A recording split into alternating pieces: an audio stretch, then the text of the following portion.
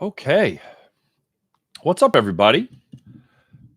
It is Andrew Hitz from the Entrepreneurial Musician, and this is the latest TEM coaching chat. This is why building a following on social media is building on rented land, which is a dangerous thing and something that we have to be careful of, and I'm going to explain why. And to be clear, I'm not in any way anti-social media. I talk about it a lot. I use it a lot, but I'm going to explain why we can't only build it on social media. Our following, that is. One of my three TEM coaching clients that I had yesterday. It was a long day. It was an awesome day. Had an interesting experience.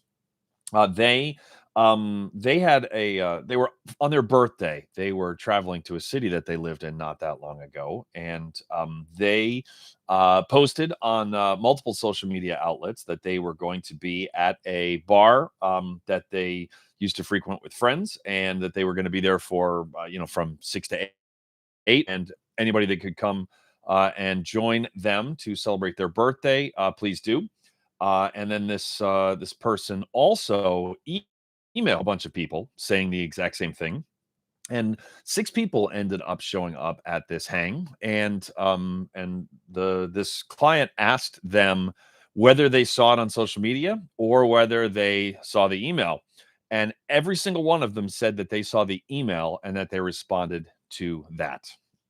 And in one of the most brilliantly cynical moves in the history of capitalism, Facebook, which I know is a bold statement, but it's true. Facebook, there is an actual date, 6, 7 years ago, 5, 6, 7 years ago, somewhere in there. They flipped a switch, and up until then, it was all about organic reach. And when you had a lot of friends or you had a lot of followers on a page, and those people interacted with your posts, then your post got shown more and got kept being shown to those people and to more people. And they flipped a switch literally overnight where suddenly it is pay to play. And you can still pay, but it's almost like it's an advertising. It's, if you think of it as, especially if you're trying to get a specific word out about like an album or about a YouTube video or about a course or about a live event. Think of it like you're if you're old like me, you're like buying an ad for the radio or TV, right? They're not just going to do it because you're a nice person, right? You have to pay to play on Facebook. And so a lot of people built followings, and now you just have to pay to get your followers who have already said, I want Andrew Hitz from the Entrepreneurial Musician to bother me on Facebook. Like, I want to see the stuff that he is posting. I have to pay to get those people to see the Facebook posts, which again is just like cynically brilliant.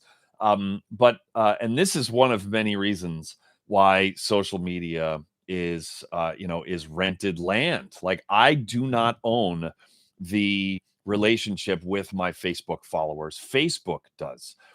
Platforms close. It wasn't that long ago. If you're of a certain age, then you remember that MySpace was something that every single musician had a MySpace account.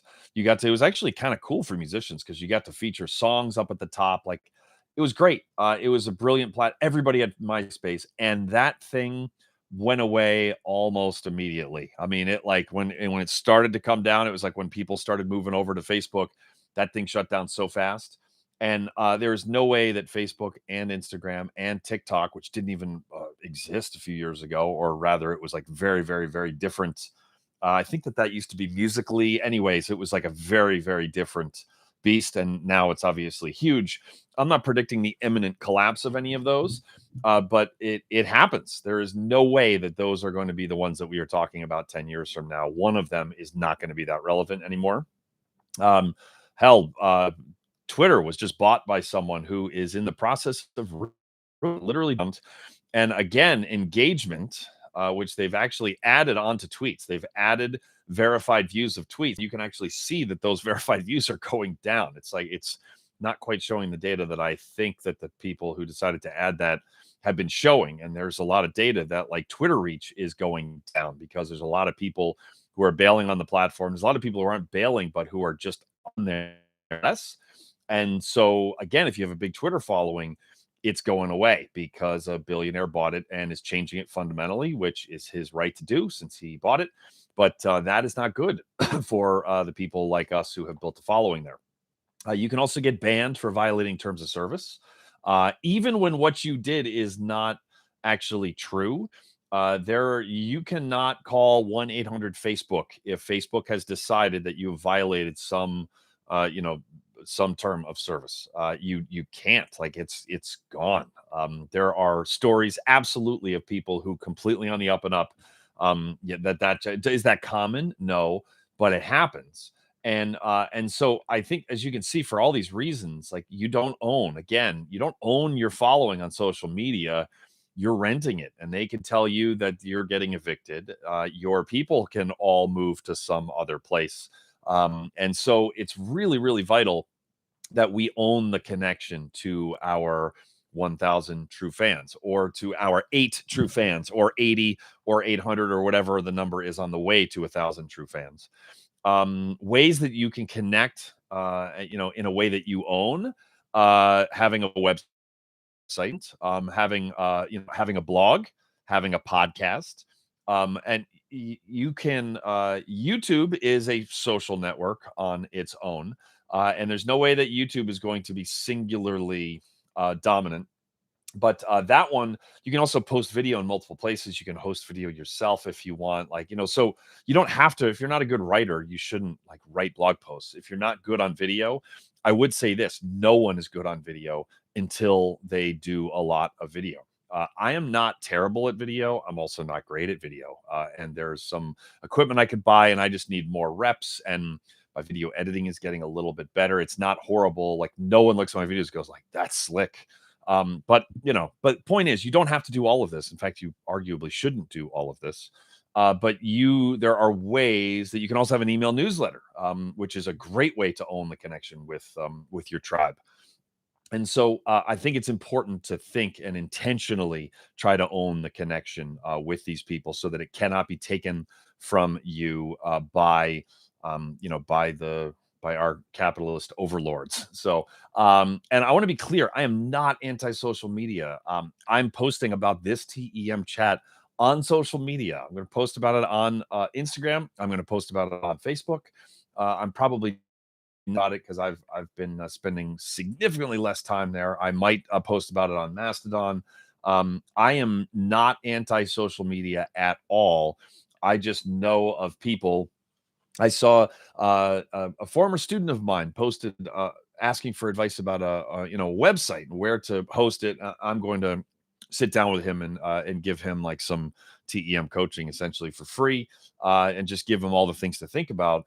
And one person who I'm sure was trying to be helpful, they said that they were getting no traffic. This was a fellow, like, younger musician, just judging by it, looked like mid-20s, that they were getting no traffic to their website at all. So they have taken down their website and they're only focusing on Facebook.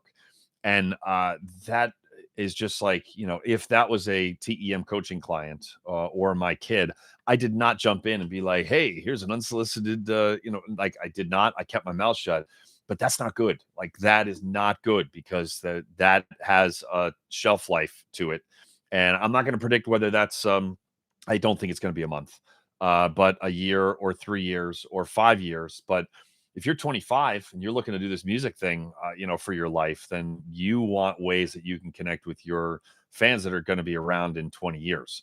And as long as you own the connection, then you can move them to the next thing, right? If email newsletters somehow, have like a fundamental morph, you can take them along with you. You cannot export your friends from Facebook. That's why there's lock-in effect, and that's why some of these platforms last so long, is because if you leave and nobody leaves with you, then you are missing out, and then you end up going back. So just go in with your eyes wide open that social media, building a following there, and that we have to understand that it's a very useful tool. But if it's the tool in our toolbox for networking and staying connected to our fans, then that is eventually a recipe for disaster. So don't do that.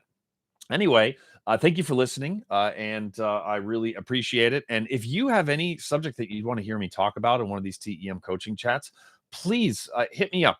You can email Andrew at TEM.fm. I'm serious. I would love to hear from like what challenges, or if you hear something that I say, you're like, no, that's not right. Like I'd love to hear people who disagree. I love, of course, love to hear people who agree.